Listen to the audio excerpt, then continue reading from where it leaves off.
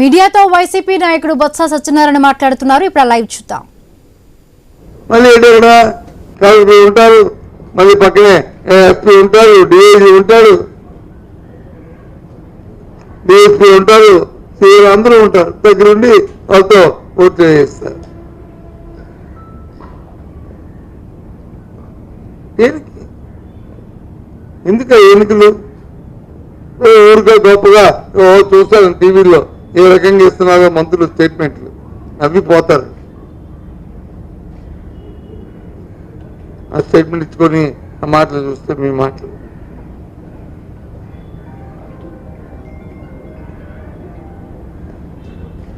ఈ ఎన్నికల్లో 12వ తారీఖు నాడు నిజంగా అనుకుంటే రాష్ట్రంలో ప్రజాస్వామ్యం బ్లాక్ డే లాంటిది.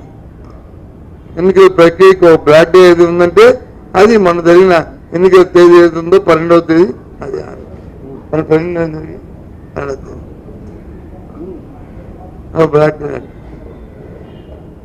ఇప్పుడు రాబోయే కాలంలో కూడా ఇలాంటి పరిణామాలు జరగాలని కోరుకోకూడదు.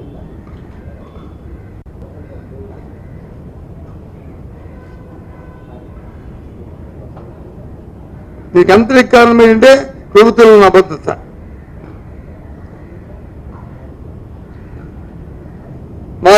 వారి మీదే నమ్మకం లేదు. వాళ్ళ ప్రభుత్వం మీద, పార్టీ మీద, పార్టీ కార్యకర్తల మీద, పార్టీ నాయకత్వం మీద కింద స్థాయి వరకు వారికి కూడా. అందుకే ఈ ప్రక్రియ 2 సంవత్సరాల రాజకీయం ఎప్పుడు అలాంటి ప్రక్రియలు ఎప్పుడు చూడలే. ఇంత దౌర్జన్యమైన, ఇంత పూర్తిమైన అరాచకమైన పరిస్థితులు ఎప్పుడు చూడలే. మరి ప్రభుత్వం ప్రజాస్వామ్యంగా ఇప్పుడే వచ్చింది. ఏంటి వచ్చింది బొచ్చు ప్రజాస్వామ్యంగా? ఏంటి తప్పు కదా?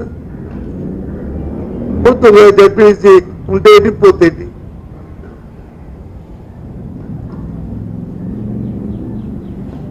ప్రభుత్వం మీదే ప్రభుత్వం అదిగా తెలుగు కూటమి ప్రభుత్వమే కదా, అదిగా తెలుగు ప్రభుత్వమే కదా, ముఖ్యమంత్రి తెలుగుదేశం వచ్చే కదా. ఏంటి కానీ వ్యవస్థను నష్టపెట్టడం, వ్యవస్థకు తూట్లు పడడం, ఈ రకంగా ప్రక్రియ చేయడం రాబోయే తరానికి మంచిది కాదు. ఈ మెసేజ్ కరెక్ట్ కాదు. ఏమిస్తున్నారు మెసేజ్ మీరు?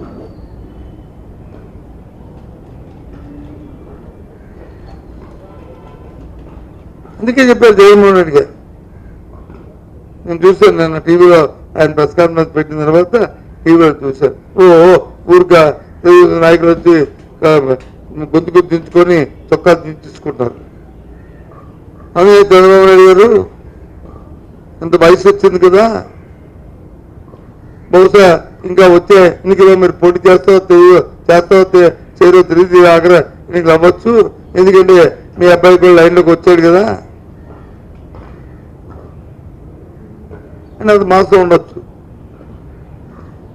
రామకృష్ణ మంచి కార్యక్రమం చేసి 10 మంది చెప్పుకుంటారు కదా, ఎందుకు ఇలాంటి బుద్ధులు?